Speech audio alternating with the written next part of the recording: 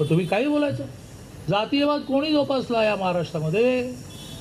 ज्या वेळेला छत्रपती श्रीमंत छत्रपती संभाजीराजे, आम्ही तर श्रीमंत छत्रपती म्हणल्याशिवाय बोलत नाही, श्रीमंत छत्रपती संभाजीराजेंना राष्ट्रपती कोट्यातून राज्यसभेवर मोदीजीने नेलं, त्यावेळेला हेच पवारसाहेब म्हणाले, आता पेशवे राजे ठरवणार का?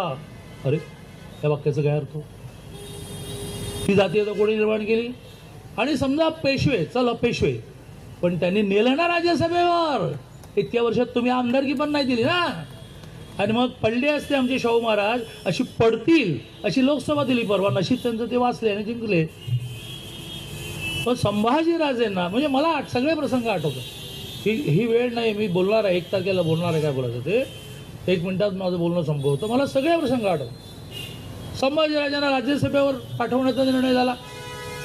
देवेंद्रजी आणि मी बसून निर्णय असा केला की संभाजीराजांना विधानसभा टू राज्यसभा ह्या कॅटेगरीत आपण देऊ. मोदीजींचा फोन आला रागवणारा. 13 वर्ष गुजरातमध्ये काम केल्यामुळे जे मित्रता आहे त्यामध्ये, दादा के दिमाग फिर गया क्या? मैं घाबरलो, म्हटलं क्या हुआ? अरे राजा है वो तेरा, उसको कार्यालय में बुलाएंगे, मेंबरशिप भर के लेंगे, AB फॉर्म देंगे, उसको मैं राष्ट्रपति कोटा से डालूंगा. हे आमचं कल्चर आहे. छत्रपतींना सन्मान आम्ही देतो. संभाजीराजांना राष्ट्रपती कोट्यामधून मोदीजींनी पाठवलं, तुम्ही नाही कधी पाठवलं. आणि तुम्ही वाक्य काय म्हणालात? आता पेशवे ठरवणार का राजे? तुम्ही ठरवा. कोण अडवलंय तुम्हाला? तुम्ही रोहित पवारला देणार, सुप्रियाताईंना देणार, अजित पवारांना देणार. तुम्ही कधी राजांचा विचार केला? किंवा पुण्यामध्ये एका कार्यक्रमामध्ये कोणीतरी त्यांना पुणेरी पगडी घालायला, हे म्हणाले पुणेरी पगडी घालत नाही, मला ज्योतिबा फुलेंची पगडी द्या. जातीवाद कोणी निर्माण केलं? पुणेरी पगडी म्हणजे काय, ज्योतिबांची पगडी म्हणजे काय, कोणी निर्माण केला?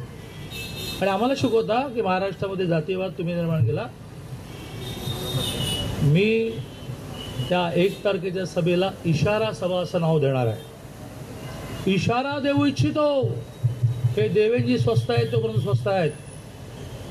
14 ते 19 ठाणे जिल्ह्यातल्या कोणा बिल्डरने आत्महत्या केली की ज्याच्या डायरीमध्ये एका नेत्याचं नाव होतं?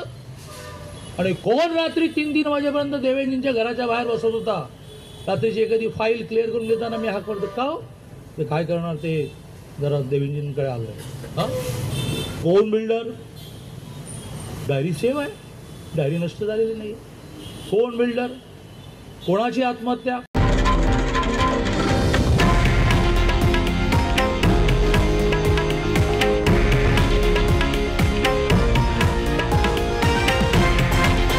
हे आहे देशातील नंबर 1 न्यूज नेटवर्क आणि आपण पाहत आहात TV9 मराठी, एकमेव.